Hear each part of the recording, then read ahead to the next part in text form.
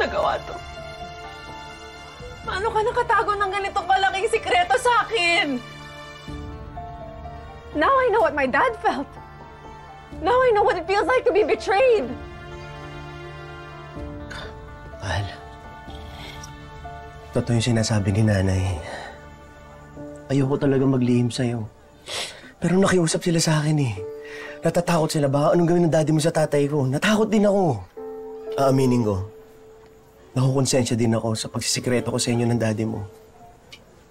Pero may malaking parte sa akin na kailangan protektahan yung tatay ko. Pamilya ko siya. What about me? Di ba pamilya mo rin ako? Asawa mo ako, Gerald.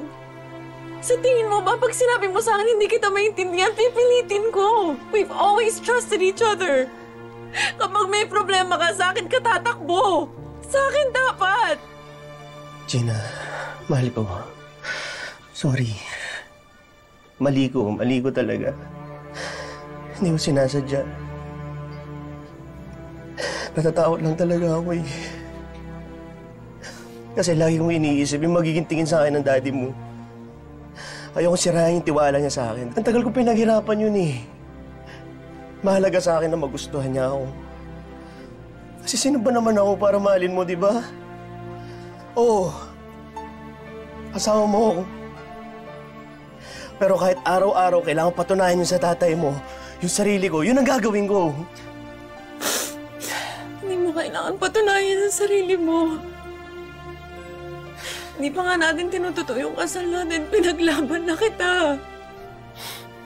Ngayon pa ba kita bibitawan? Kahit anong kasalanan ng tatay mo sa daddy ko, hindi magbabago ang nararamdaman ko para sa'yo, Gerald. Mahal kita. And I will choose to love you until the end. Mahal na mahal din kita. Sorry ha. Natakot akong magkamali kasi ayoko mawala ka sa akin, mahal ko. Wala. Malalampasan natin to magkasama. Bilang mag-asawa. Mangako ka lang na hindi ka ulit magtatago ng sikreto sa akin. Handa akong magtiwala sa'yo ulit. Pero kung mahal mo talaga ako, hindi mo nasisirain yun.